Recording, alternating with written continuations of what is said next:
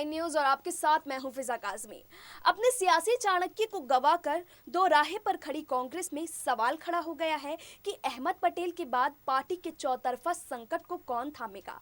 Party में senior और junior नेताओं के बीच लंबे समय से चल रही खींचतान के बीच हकीकत ये भी है कि फिलहाल कांग्रेस की नई पीढ़ी में ऐसे प्रभावशाली चेहरे दिखाई नहीं दे रहे जो संकट मोचक भी भूमिका निभाने के लिए मुफीद हों।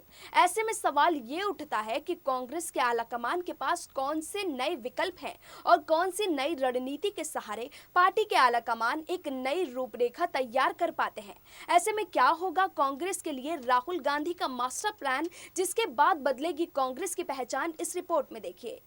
के बीच अगले साल की शुरुआत में राहुल गांधी दोबारा कांग्रेस अध्यक्ष बन सकते हैं। ऐसे में अहमद पटेल के निधन से पार्टी के ध्वस्त हो गए राजनीतिक और आर्थिक प्रबंधन के संस्थागत ढांचे के साथ विपक्षी पार्टियों को साधने वाले पार्टी के चेहरे कौन होंगे, इसका फैसला अब राहुल ही करेंगे।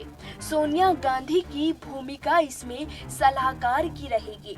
इस लिहाज से राहुल के पास नई पीढ़ी के साथ अपनी पसंद के नेताओं को इस भूमिका में लाने का विकल्प है।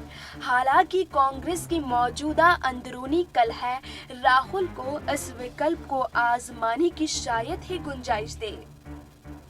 पार्टी के मौजूदा हालात से साफ है कि पेशेवर पृष्ठभूमि से आए नए चेहरे कांग्रेस अध्यक्ष के कार्यालय और प्रबंधन को भले ही संभाल लें, मगर पार्टी के संगठनात्मक ढांचे से लेकर सियासी रणनीति को अंजाम देने की एक सीमा है।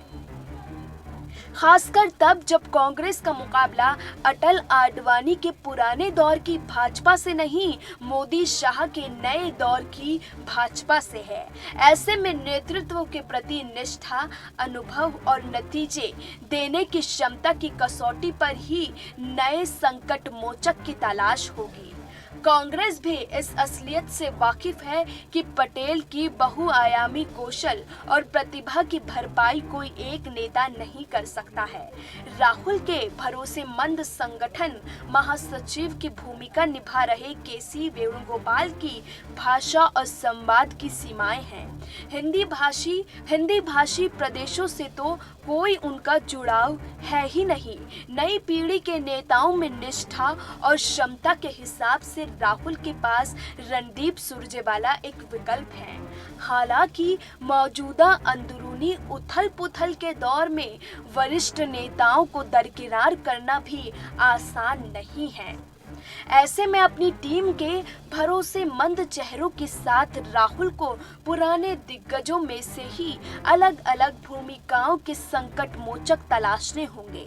इस लिहाज से सबसे पहले नंबर पर राजस्थान के मुख्यमंत्री अशोक गहलोत हैं, मगर वे सूबे की कमान छोड़ेंगे इसमें संदेह है। पुराने दिग्गज पूर्व गृह मंत्री सुशील कुमार शिंदे भी पार्टी के सीनियर जूनियरों के बीच संतुलन बनाने के लिए प्रमुख विकल्प हैं।